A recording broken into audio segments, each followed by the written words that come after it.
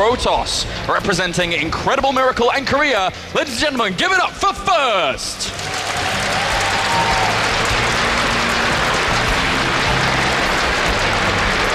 And up to the top right, the Tyrant himself, representing Korea and Evil Geniuses. Give it up for Jaedong.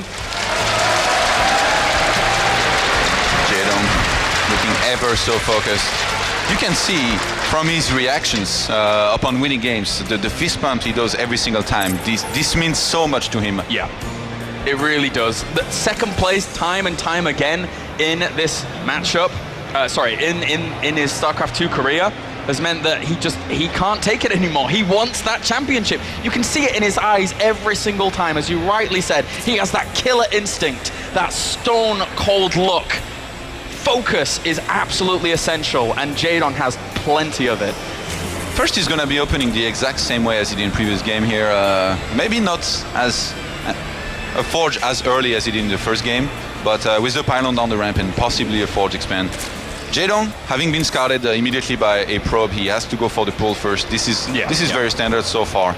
And first, I feel like he wanted to go into a safe style in the first game, just play standard safe, but maybe a little bit too safe, and Jaedong just punished him. He read into it right from the start, and I like this, by the way, sending it 2 drones. Oh yeah, definitely.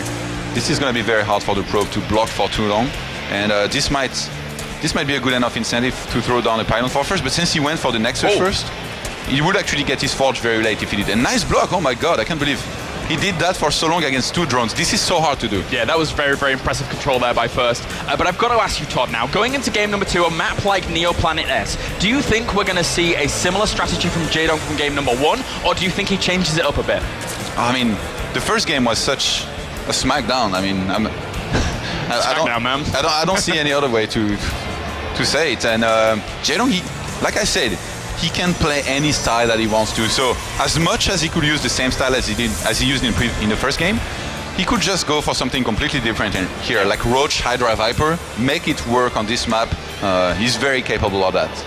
And this probe just hiding away here whilst this third base does go down. He's actually going home by the looks of things with that probe, but turning around and trying to find another way in. Very, very important. Just keeping this probe as hidden as possible. Yeah, this is weird, by the way, this spot. Like, it's kind of like hiding in plain sight. Okay, he was just trying to hide from the Zerglings, clearing the probe, all the pylons on the map. And he's going to be able to confirm the third quite easily. And the cannon does finish as well, so those Zerglings cannot get in. So very, very content with the position that he finds himself in his first right now, as is Jaedong, just droning up where he can. And again, this map plays out very, very differently to Whirlwind. So I would personally like to see Jaedong kind of change things up from map number 1 and keep first really, really on his toes. Because if you know a style like that's coming from a Zerg, it's not super easy to deal with, but you know how to try and deal with it, right? So I would love to see something different. This was a very weird first game by first. I mean, remember all the chrono boosts that he has saved up on his Nexus? Yes. He's not doing that this game. He's spending his chrono boost pretty well.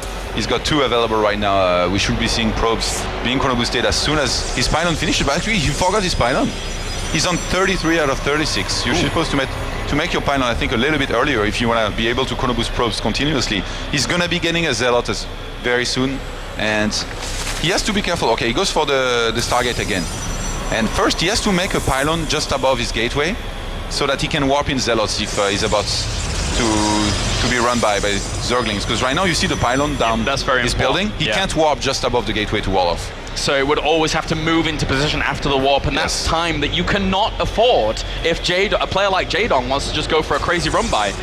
But behind this, we have the double gases being taken from Jaedong. He's been completely mineral focused up until this point, which is, you know, pretty darn normal here. But Jaedong's the kind of guy that really doesn't mind too much about skipping the Roach Warren at a normal time. So it looks like that we may end up seeing that again here. Yeah, I guess he's very focused on taking down potential pylons on the map. He's got overlords everywhere. So if you can deny that very well, you don't actually need a Roach Warren. Exactly. You can just have Zerglings. And especially if you go for the double evolution chamber, which he has not yet so far made in this game. So that's interesting. In the previous game, he went for it kind of late. I think it was before the 8th minute. But a very fast one. I guess Is this going to be spotted? It certainly is, and in response, we actually do have Jaedong going for a bit more of a similarly timed Roach Warren here. So calling my bluff and adding on one Evolution Chamber thus far, along with the layer as well. So we could see definitely a very, very different game from game number 1. What we saw before from lots of Zergs was double Evolution Chamber on 2 bases, and then a later third. A lot of the time. So the double Evolution Chamber will come down at like 6 minutes or something very, very quick. Yeah. But Jaedong in the previous game, he made it kind of late, but still went for it. And I think first was really expecting a Roach Hydra because of he just saw one Evo, remember, and it was kind of late.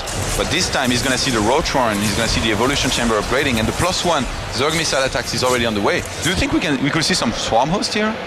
We could eventually. I mean, Jaedong has shown movements like that in the past that have worked very well. He did it versus Nani. Double Macro Hatch. One in the main, one in the third. Ooh.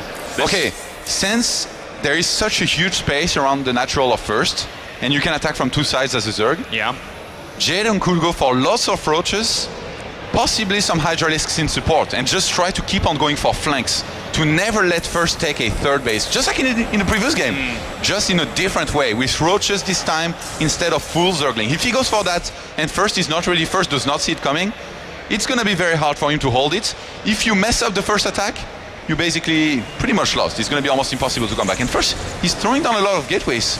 He went for few Phoenixes. Behind this, he's getting Immortals. Well, he got 1 Immortal and he's getting Colossus. He could be hitting a timing behind this. Look, he's got Probe. 19 and 16 on his bases.